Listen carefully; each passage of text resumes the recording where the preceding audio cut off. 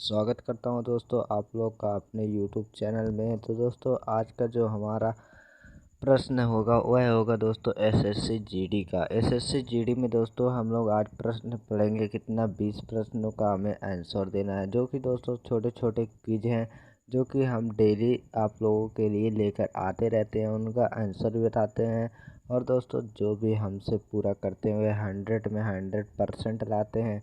और दोस्तों मेरे ग्रुप को ज़रूर ज्वाइन करें, क्योंकि हर 15 दिन पे चाहे 1 महीने पर मैं टेस्ट लिया करता हूँ, जिससे कि आपकी जो हर विषय है वह क्या हो जाएगी, मजबूत हो जाएगा। तो दोस्तों आप लोग मेरे ग्रुप को भी ज्वाइन कर लें। और हाँ दोस्तों, मैं डेली वीडियो अपलोड करता हूँ, तो मेरे चैनल को सब्सक्राइब ज़रूर करें, ताकि दोस्तों इससे क्या होगा, आप लोगों को डेली आप लोग क्विज इसी तरह के पाते रहेंगे। और उसके बाद जब डेली क्विज आप लोग पाते रहेंगे तो आपका पूरा जो प्रोसेस है वह पूरा हो जाएगा दोस्तों।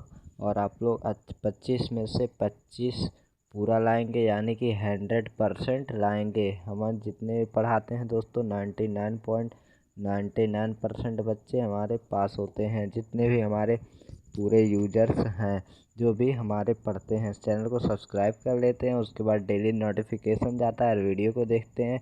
और जब भी मैं उनसे टेस्ट लेता हूँ तो वह 100% लाते हैं, तो दोस्तों एग्ज़ाम में भी वह ले आते हैं। हर साल दोस्तों ऐसे ही हो रहा है। तो दोस्तों आप भी मेरे चैनल को सब्सक्राइब करें और आगे की वीडियो को देखें। और दोस्तों जो वीडियो छूट गया है वो सभी भी वीडियो देख सकते हैं। चलिए, तो अभी एसएससी जीडी का ये सबसे पहला पार्ट है, मैं शुरू करता हूँ। 2021-22 का ये सबसे पहला ये प्रश्न है। और तो चलिए मैं शुरू करता हूँ। तो सबसे पहला जो हमारा प्रश्न है वह है, चोल काल में सोने के सिक्के कहलाते थे।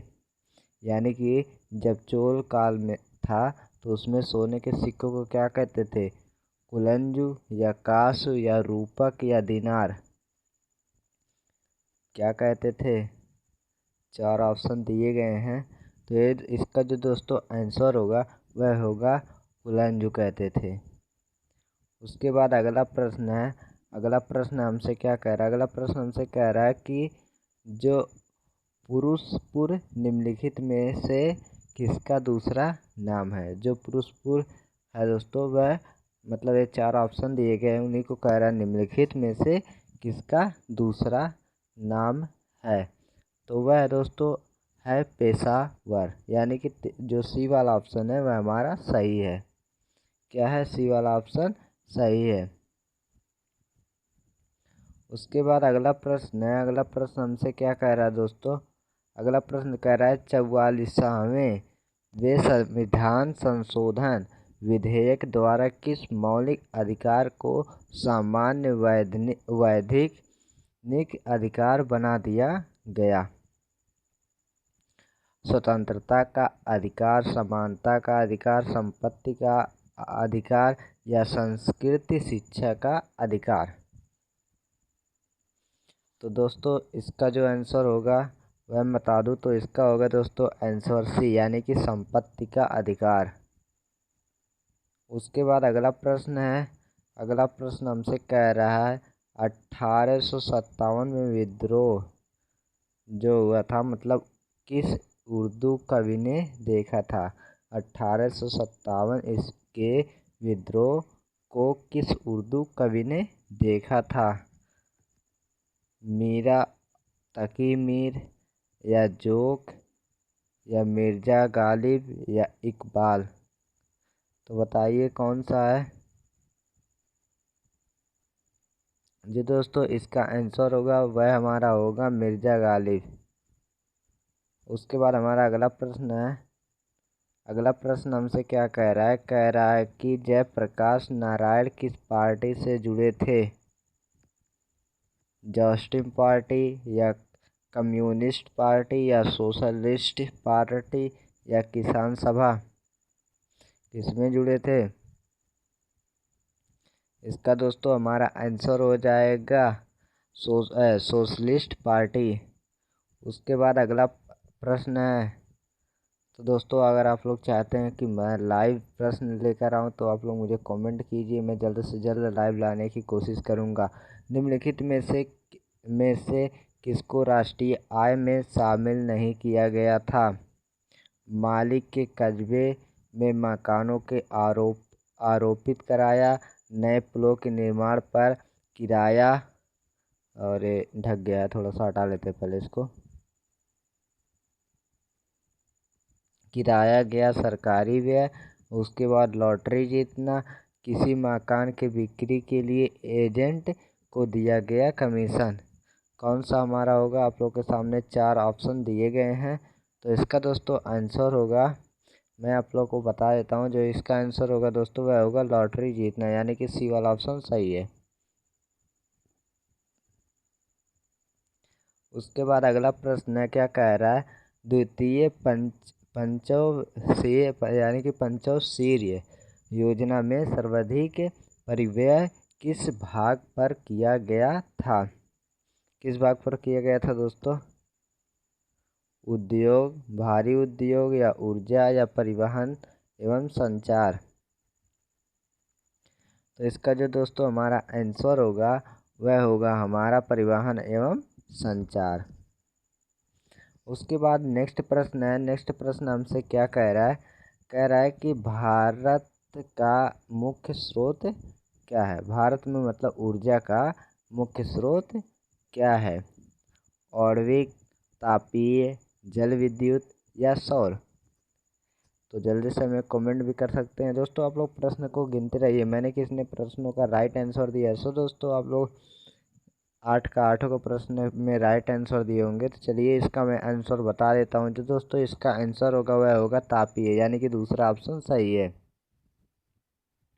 उसके बाद अगला प्रश्न है। अगला प्रश्न हमसे क्या कह रहा है? भारतीय कालीन में प्रतियोगी संस्थान कहाँ स्थित है?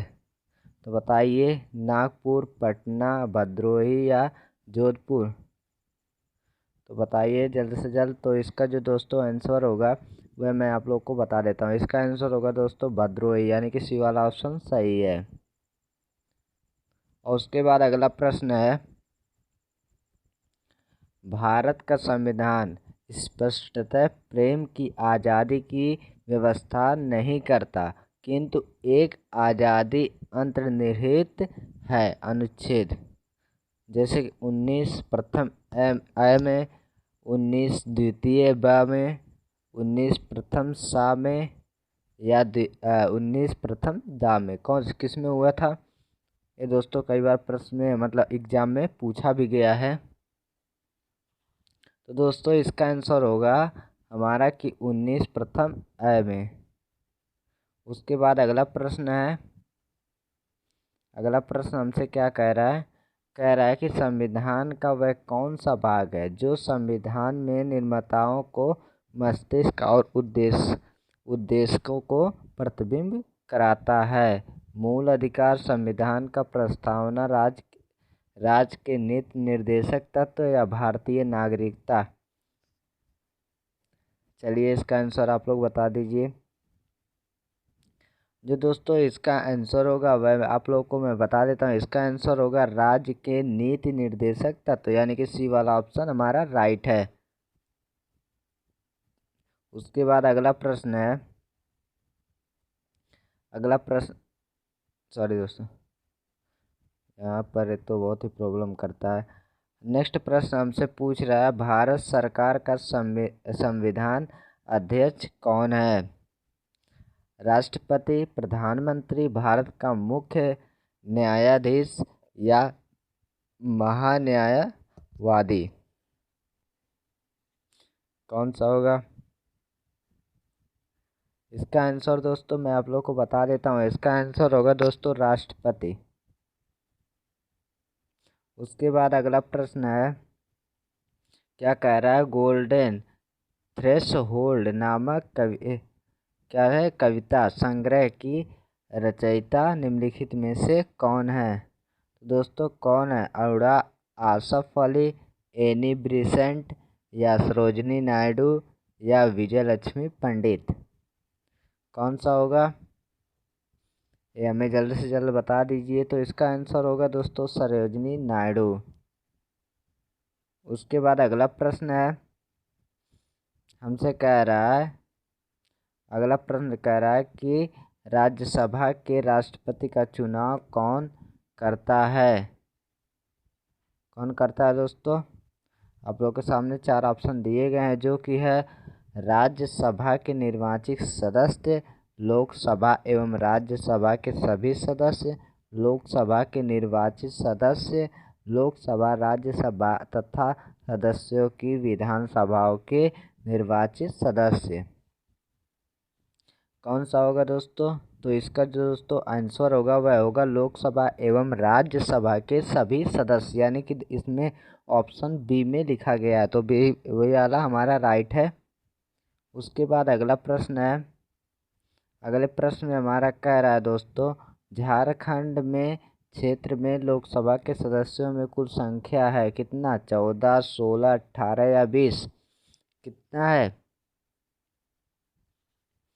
इसका मैं आप लोग को बता देता हूँ। इसका होगा दोस्तों हमारा पहला, यानी कि 14। उसके बाद अगला प्रश्न है, अगला प्रश्न हमसे क्या कह रहा है? कह रहा है राज्यसभा के सदस्यों को नामित करने का अधिकार निम्नलिखित में से किसको है? राष्ट्रपति, उपराष्ट्रपति या न्यायपालिका या लोकसभा? किसको है? चलिए मैं आप लोग को इसका आंसर बता देता हूँ। तो दोस्तों इसका भी आंसर हमारा क्या होगा? राष्ट्रपति। उसके बाद अगला प्रश्न है, अगला प्रश्न हमसे कह रहा है 1938 में किस व्यक्ति ने वयस्क मताधिकार के आधार पर संविधान सभा के गठन की क्या की थी? मांग की थी। तो महात्मा गांधी, जवाहरलाल नेहरू, सुभाष चंद्र बोस या वल्लभ भाई पटेल? कौन से किए थे?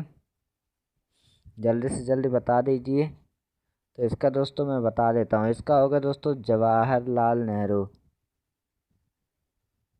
उसके बाद अगला प्रश्न हमसे कह रहा है वेंगी के चालुक्य राज्य का चोल राज्य साम्राज्य में विलय किसने किया? राजराजा प्रथम, राजेंद्र प्रथम, राजेंद्र द्वितीय, राजेंद्र तृतीय, कुलोत्तुंग चोल प्रथम? कौन सा होगा?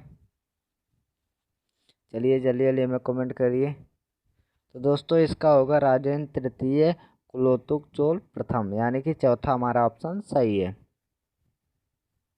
उसके बाद अगला प्रश्न हमसे क्या कह रहा है? निम्नलिखित में से किस लिखित को रेखांकन लागू होता है? किसका होता है दोस्तों? चेक, बिल, बचत पत्र या हुंडी? तो दोस्तों इसका जो आंसर होगा वह हमारा होगा चेक। उसके बाद हमारा लास्ट प्रश्न है, लास्ट प्रश्न क्या कह रहा है?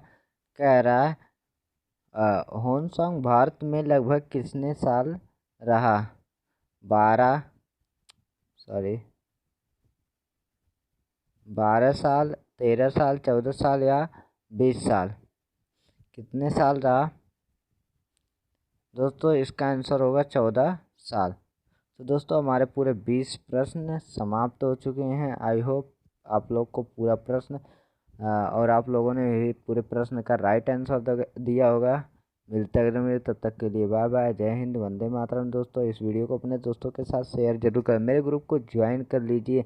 और दोस्तों अगर वीडियो पसंद आई हो तो लाइक ज़रूर करें। मिलते हैं अगले वीडियो में, तब तक के लिए बाय बाय, जय हिंद, वंदे मातरम। मेरे चैनल को सब्सक्राइब ज़रूर करें।